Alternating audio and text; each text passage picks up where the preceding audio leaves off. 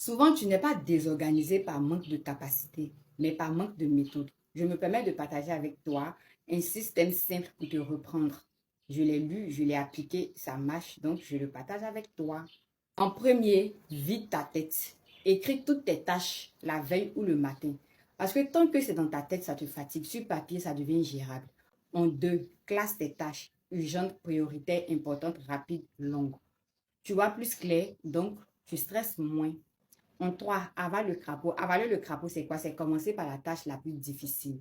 Plus tu la repousses, plus elle te fatigue mentalement. La tâche que tu évites est celle qui te fatigue le plus mentalement. Toi-même, tu sais. Par exemple, tu dois rédiger un rapport, mais tu passes ton temps sur des tâches les plus petites ou les plus faciles. Avale le crapaud. Commence directement par le rapport que tu évites. Parce que tu n'es jamais vraiment concentré. Ton esprit reste accroché à ce que tu fuis. Tu y penses en arrière-plan en permanence. Résultat, tu fais les choses, mais tu fais mal et avec fatigue. Donc, avale le crapaud. En 4, bloque ton temps. Donne un temps précis à chaque tâche. Travaille en bloc plus des pauses. Sans cadre, tu disperses ton énergie. Arrête de dire je travaille jusqu'à finir. Tu ne finis jamais, toi-même tu sais. Dis plutôt je travaille 25 minutes, point. 25 minutes de focus, 5 minutes de pause et tu recommences. Parce que c'est l'erreur que nous tous nous faisons. On travaille sans pause. Ça nous donne quoi? Fatigue. Après la fatigue, tu finis par abandonner. On fait des pauses, oui, des pauses, mais avec des cadres. Parce qu'une pause sans cadre égale à distraction, égale à perte de temps. En 5, utilise la règle des habitudes. Quand la tâche est évidente, prépare ton espace à l'avance. Laisse visible ce que tu dois faire.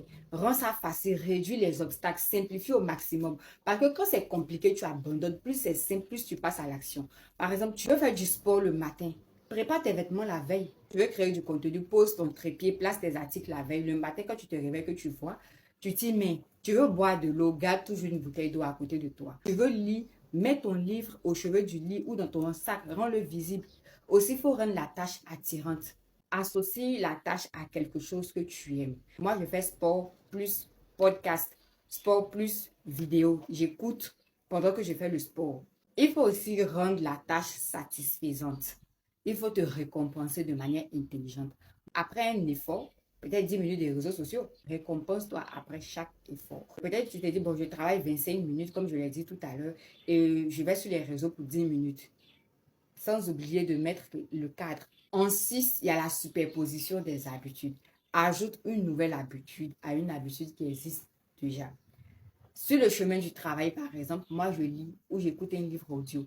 Donc, l'habitude d'aller au travail existe déjà. À cela, j'accole une nouvelle habitude qui est de lire. Tu peux faire pareil. Pendant que tu vas au travail, tu sais que tu vas au travail le matin. Donc, tu lis pendant le trajet. Au retour, tu vas rentrer à la maison. Donc, tu lis pendant le trajet retour. Voilà. Donc, essaie de voir les activités qui existent déjà et regarde comment tu peux accoler de manière intelligente. Parce qu'il y a des activités que tu ne peux pas jumeler. Septième point, contrôle ton environnement. Hey, éloigne les distractions, supprime les tentations. Ce n'est pas une question de volonté. Depuis que tu connais ta volonté, là, tu es arrivé où? C'est une question d'environnement. Ton environnement te contrôle plus que ta motivation. Tu veux travailler, mais ton téléphone est à côté de toi. C'est quel nom tu cherches? Mets le téléphone dans une autre pièce ou laisse ça décharger comme moi je fais. Tu veux lire, mais la télévision est allumée. C'est quelle concentration tu cherches? Éteins la télé. Tu veux travailler, mets ton ordinateur sur tes pieds pendant que tu es couché dans le fauteuil ou dans le divan. C'est quel nom tu cherches? Va t'asseoir sur une chaise, pose l'ordinateur sur une table et puis commence à travailler. Tu dis que tu veux manger sainement, mais tu as beaucoup de biscuits, beaucoup de petits trucs de friandises à la maison. Il ne faut plus acheter. Il n'y a pas fort dedans. Il faut mettre des garde-fous. En 8, mets des rappels. Ça, c'est mon dada. Alarme, notification, post-it. Si tu veux, tu colles tout. Mais en tout cas, il faut quelque chose pour te rappeler. Moi, mon alarme, c'est mon assistante personnelle, quoi. Parce qu'elle me rappelle à chaque fois que j'ai ci à faire, j'ai ça à faire, j'ai ça à faire. Où on est là? La mémoire oublie. La mémoire n'est pas infaillible. Il faut que tu te crées un système de suivi de tes habitudes.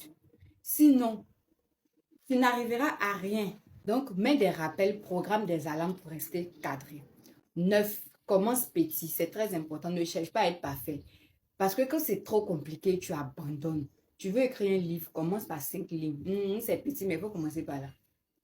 Après 5 pages, tu veux faire du sport. 10 minutes suffisent au début. Tu veux t'organiser, commence par 3 tâches. Il ne faut pas commencer par 15 tout d'un coup. un peu, 10 minutes, une petite tâche, une petite action. C'est comme ça. Constance va nous envoyer vers l'intensité. C'est comme ça. Donc, tu ne manques pas forcément de discipline. Tu manques de structure. Arrête d'attendre d'avoir envie. Souvent, ça ne vient pas. Il faut créer un système et tu exécutes. Donc, voici un peu ce que j'avais envie de partager avec vous. Merci de liker, merci de partager. On se retrouve très prochainement pour un autre message. C'était moi, Dofi. Bisous.